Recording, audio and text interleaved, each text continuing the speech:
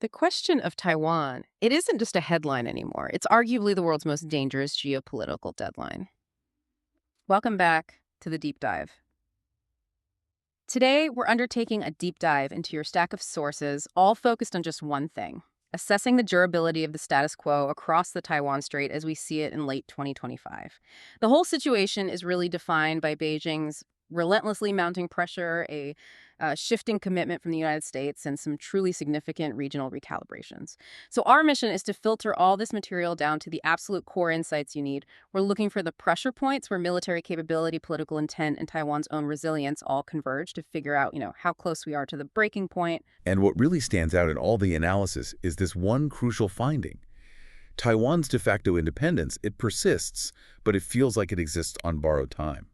The status quo is, for now, the most likely near-term scenario, but it's under so much strain. It's not a stable equilibrium anymore. You have to think of it as a state of dynamic tension. The risk calculation is just changing daily, and that's thanks to major actions by all the major players. And to start that conversation, we have to talk about the primary driver of that tension, the People's Liberation Army.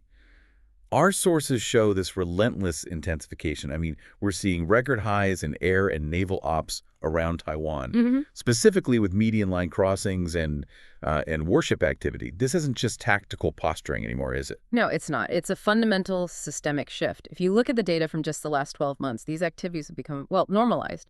Beijing is using these frequent large-scale patrols to constantly test Taiwan's response times, to wear down their assets. Sure. And crucially, to establish a new normal.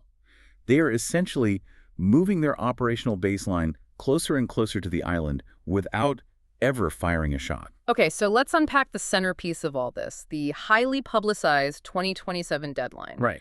This date has been thrown around so frequently that it just sounds like Xi Jinping set an alarm clock for an invasion.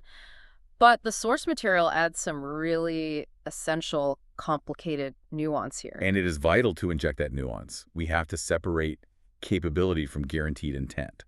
The intelligence assessments, which have been widely reported, suggest that Xi Jinping instructed the PLA to be ready to successfully conduct an invasion by 2027. Ready, not committed. Exactly. This isn't a hard commitment to invade on that date. It's a capability goal.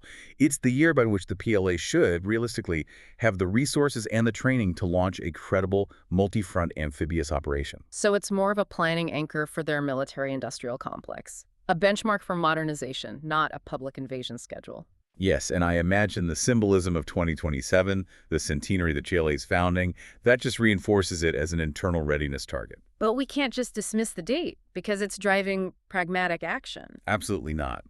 While the date itself isn't a guaranteed trigger, the systematic efforts the PLA is undertaking to address its known limitations are, frankly, worrying. And this is where it gets interesting. The PLA knows its weaknesses, and they're actively working to overcome them. Especially their limited sea lift capacity, right? Precisely.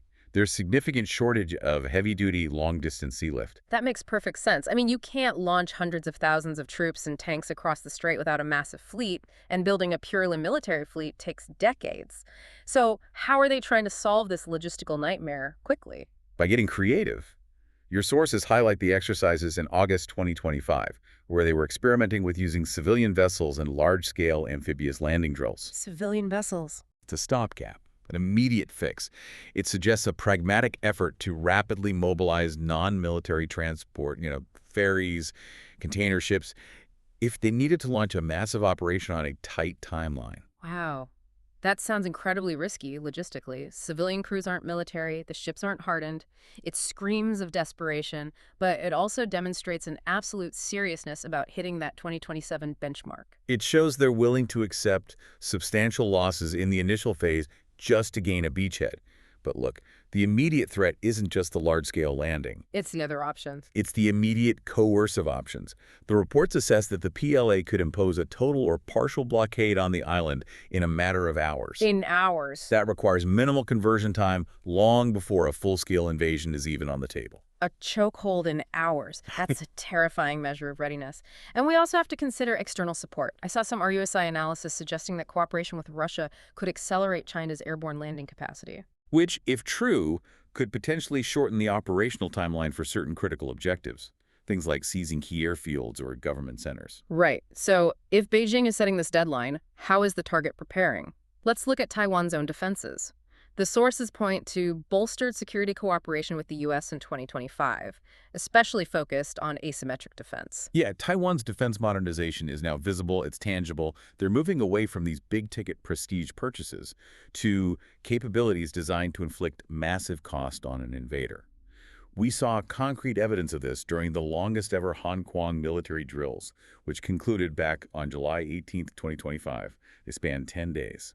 And what were they really highlighting in those drills? What was the takeaway? They were showcasing key U.S.-supplied capabilities, Yeah. specifically the HIMARS rocket systems, which are just devastatingly accurate, and the TOW-2B anti-tank missiles.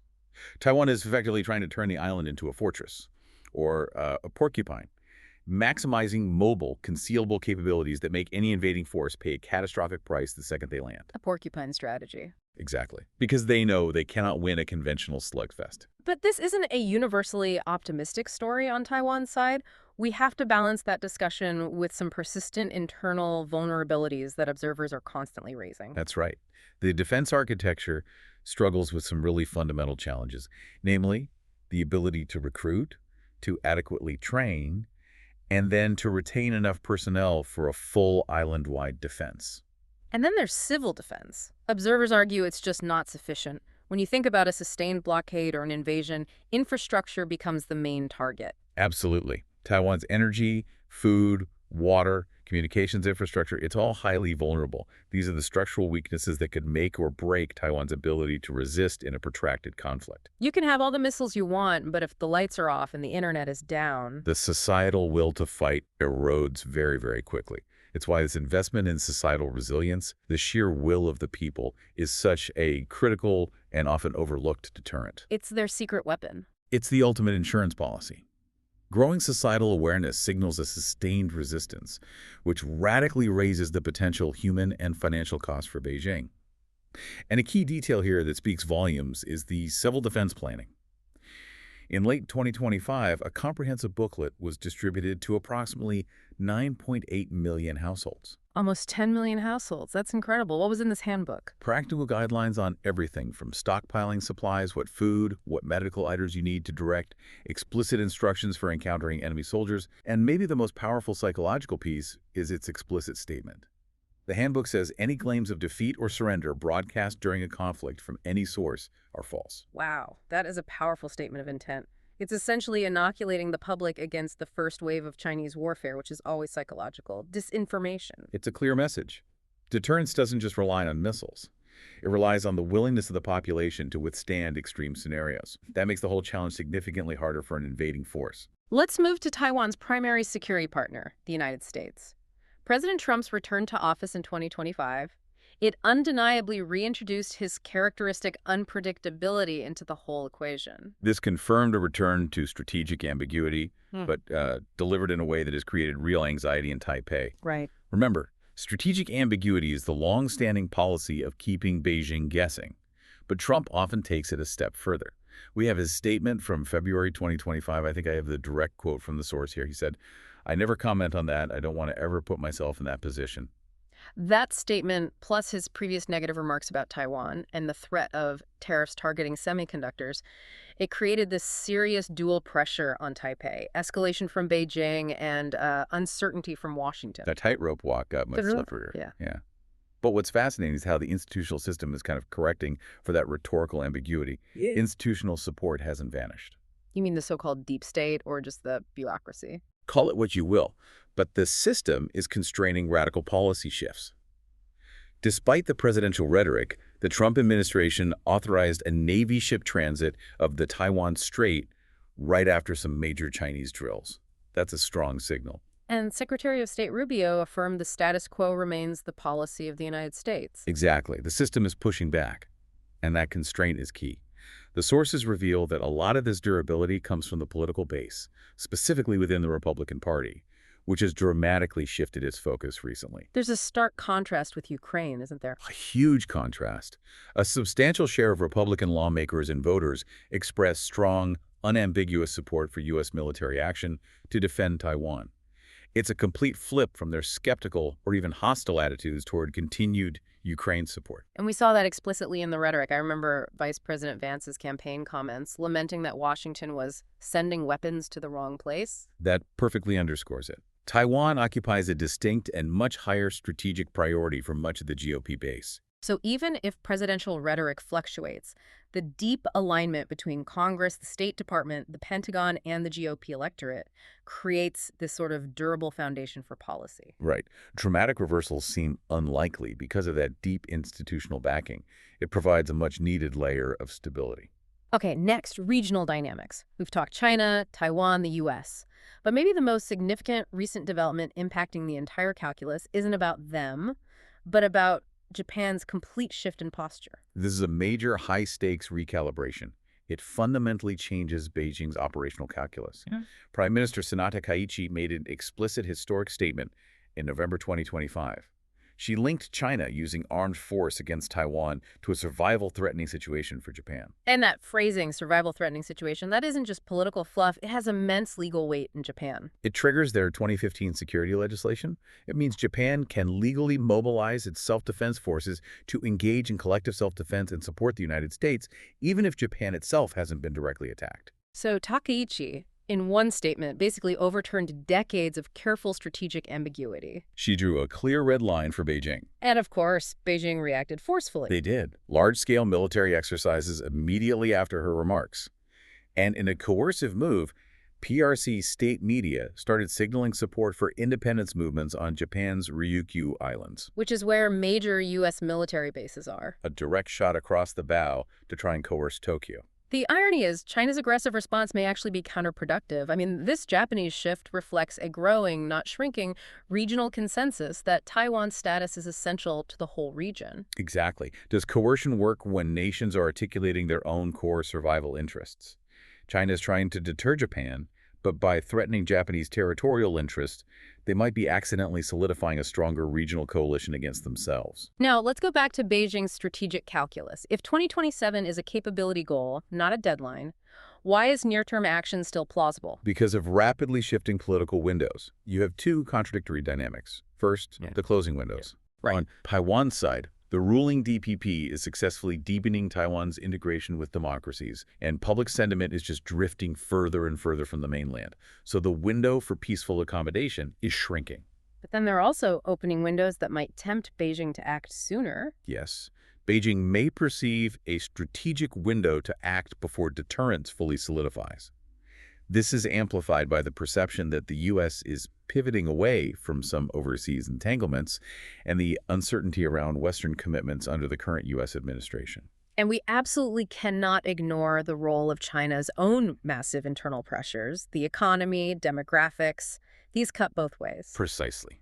On one hand, massive economic difficulties, youth unemployment, the real estate crisis, that should discourage a costly war. Conflict would sink their economy. But on the other hand, But conversely, those same difficulties could drive Xi Jinping toward high-risk external adventures to secure critical industries, like semiconductors, or critically, to rally intense nationalist support to distract from failure at home. and the demographic situation also seems to favor earlier rather than later action. Absolutely. China's shrinking workforce and aging population suggest the military will be relatively stronger now than it will be in 10 or 15 years. Time is not necessarily on Beijing's side for a successful forced reunification. So if they do act, what's the most likely pathway short of a full-scale invasion? The sources point heavily toward intensified gray zone coercion. The gray zone is the current battlefield. Yeah. This is where the concept of winning without fighting comes into play. China is actively pursuing its three warfare concept. Which is? Public opinion warfare controlling the narrative, psychological warfare sowing fear and doubt, and legal warfare using international law to legitimize their aggressive actions. They're trying to achieve strategic control using every lever except the direct use of force. Correct.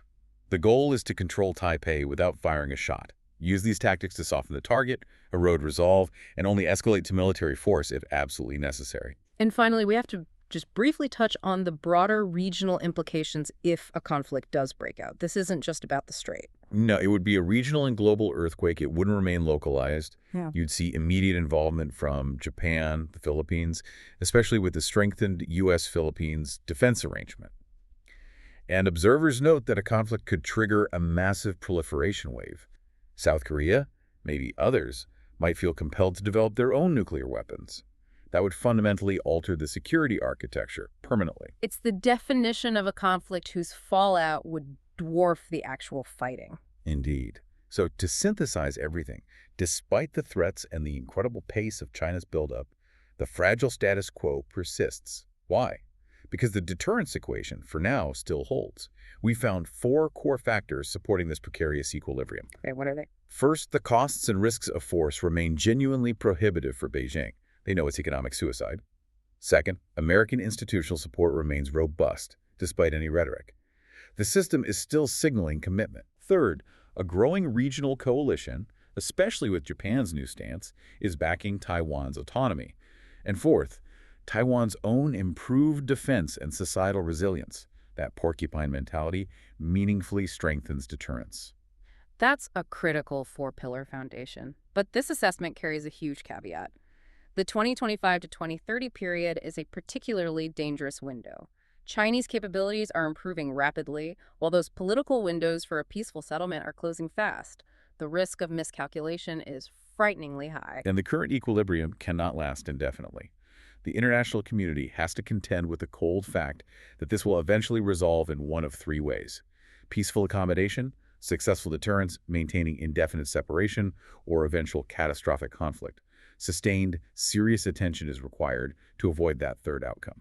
So you should be mulling over this question. If the goal is successful, indefinite deterrence, what specific actions must the U.S. and its allies take before 2027 to ensure that when that window of capability opens, it remains politically and economically untouchable for Beijing?